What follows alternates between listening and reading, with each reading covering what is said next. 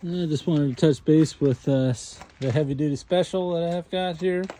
I've got it all gutted, motor's been torn out, all the suspension work's been done for the Battleborn brake kit for a Super Duty 2005 and up axle conversion. You can see it's kind of white and hazy right now. I just finished doing a full-on rust cutter. So I did a degreaser, hosed it down, let it dry, and then just did a phosphoric acid wash on the frame, all the rust and everything. Just finished hosing it down with some water. So it has changed everything that had some surface rust on it, and now is converting it to a paintable surface. So just kind of finishing up some things. I mean, it obviously looks a little rough right now, but it's because of the coating.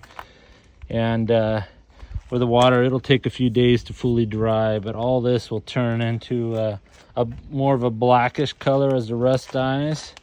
And when that fully happens, well, then it'll be ready for some paint. And I'm just doing a Summit Racing chassis shield. It's a two-part epoxy style chassis paint. I've used it before with a lot of success. I just finished doing the inners. These are full piece from Carolina Custom or Carolina Classics. They're the only ones that make this inner cab corner, the full piece. My rust, it just was mostly surface rust, but it was getting kind of soft down here at the bottom, so I went ahead and just replaced the full one. And I'm going to weld in the new cab corners after I do the undercoating. I want the undercoating to get inside here real well. And like I said, it's a two-part epoxy. So I just put the phosphoric acid on it, and this whole frame is starting to finish converting all that rust. So it should look pretty good. Got shock mounts done for the back. This is a Sterling 10.5. It is a Ford track lock limited slip system in the back. So it's got some pretty darn good traction. I went with brand new brake backing plates and emergency brake system. So it's got new pads, new springs, new everything. This whole assembly is all new on both sides. These are Ford parts as well. I got the nice Ford, I guess they're bump stops for the rear axle. And yeah, that rust cut is really working well. I use Pour 15's metal prep and then ran out, so I went with Rust Cutter brand, and it really did a lot better job than the Pour 15 stuff. So I went ahead and re-sprayed everything with the Rust Cutter. It's got a lot of bit more concentrate of phosphoric acid, which will convert this rust a little better. So like I said, I went through everything. The cab corner here was replaced. Nice, good, solid quality unit. Really turned out nice. I was very happy and pleased with it. This cab corner was totally fine. I ground it down, really searched everywhere. I couldn't find any rust anywhere. In fact, this whole side on the right side, for whatever reason, was really solid, and the driver's side wasn't. So must be, I don't know, just the situation of the previous driver. This was still soft at the bottom, so I went ahead, and I just don't want to take any chances. I want this in a nice quality vehicle, so I went ahead and replaced these inner cab corners on both sides. Got the pair. In fact, that's the only way Carolina Classic sells the full inner cab corner set is a pair. So got them both done. This frame, as I showed before, had just tons of undercoating, and it's the rubberized stuff that just doesn't come off. It was such a pain. I went through probably 7 or 8 different stainless wire wheel brushes getting this cleaned up on my angle grinder, And I tried to get everywhere, but there's just no way I'm going to be able to get on the inside of the frame. It's got some of the undercoating, but not much. Thankfully, it's just a lot of surface rust and whatnot. So I feel really good about all the top edges, bottoms, leaf springs, everything were pulled apart and ground down. And then I just killed the rust, of course, with the rust cutter. And anyways, I'm really pleased with the progress of the truck. This was the original Ford 360 and C6 transmission that was in the truck. I considered leaving it and doing a divorced transfer case for the four-wheel drive conversion, but I decided to go a Ford Coyote route. I've got this motor here that I haven't cleaned up. I just unwrapped it. It's got 52,000 original miles from an F150 2017 XLT with the AOD on the back. Not AOD, excuse me, the automatic transmission, the 6R80. So I'm going to finish cleaning this up. I've got the full power by the hour F150 harness kit, engine harness kit, and everything to go to the 6R80.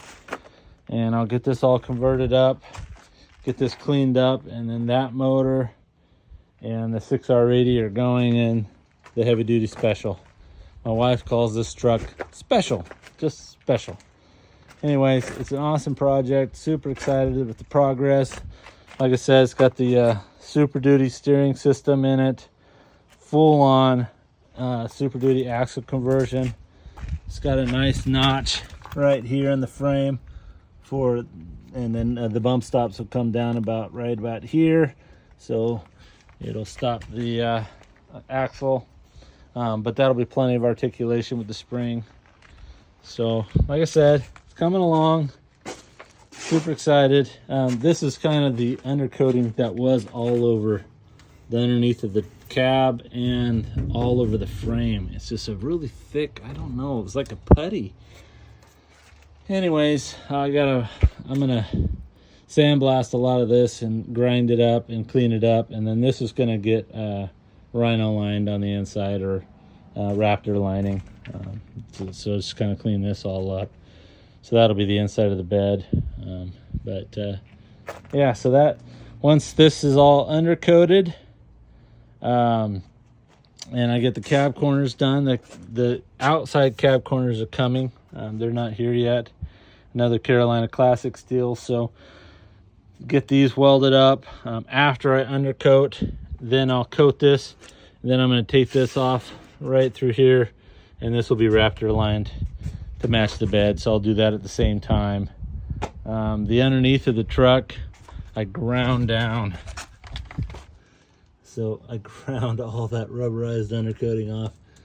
And then behind all the plates, I put Pour 15. So everything's, like I said, everything's gonna be in just phenomenal shape when it's ready to deliver to its new owner. Got a little piece of grass there hanging.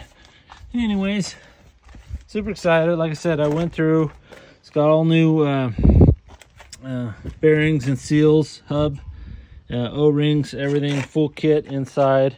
It's got the new style dust covers there, new rubbers for the sway bar that'll go in here. These are the new brake lines that are being ran.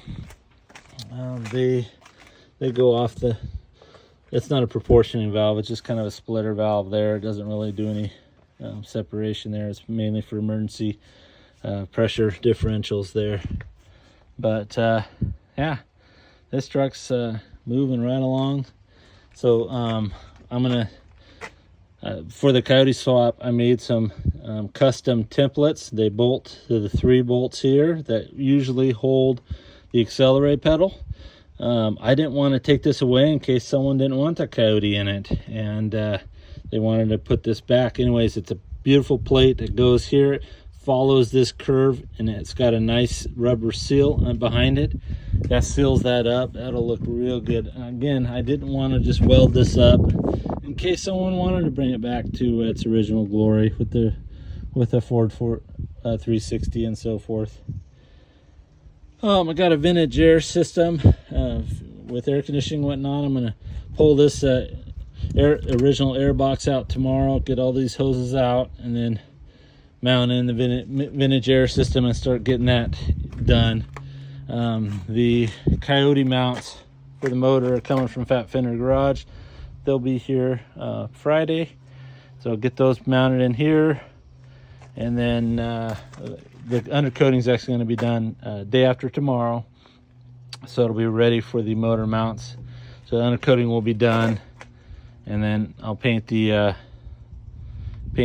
motor mounts with the same chassis shield 2-part epoxy from Summit Racing. Get those done, get the motor and tranny main up, and then the MP205 married transfer case is going to go in it. This is it sitting here.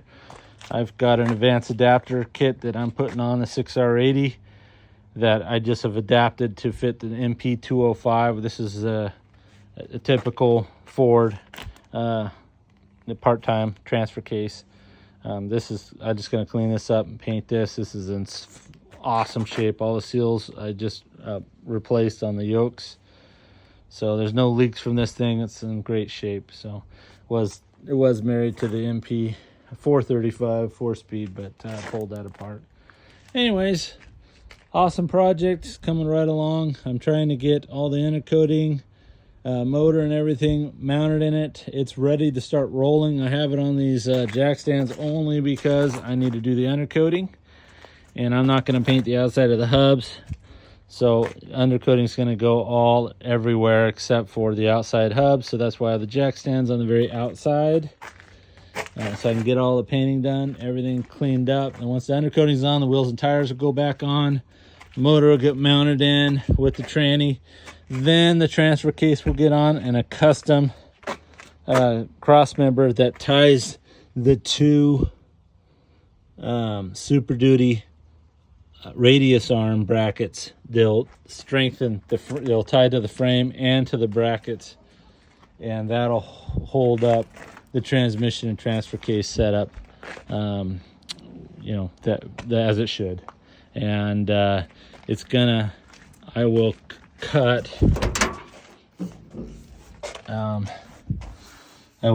just like Ford has, and put the actual transfer case that Ford uses for the boot right here. So that hole and the C6 floor pan, I'll pull that out, cut it. I've got 4 different Ford C6 floor pans that have the same married MP205 transfer case, so I'm going to mock that and get that in a perfect spot, cut it, because the 6R80 with the adapter and whatnot, it only adds 1.5 inches to the total length, so it will fit in that hole just fine. So it'll have the nice manual shifter as it would from the factory if it was an actual 4-wheel drive from the factory. But super excited about this project. Anyways, just kind of wanted to touch base with you.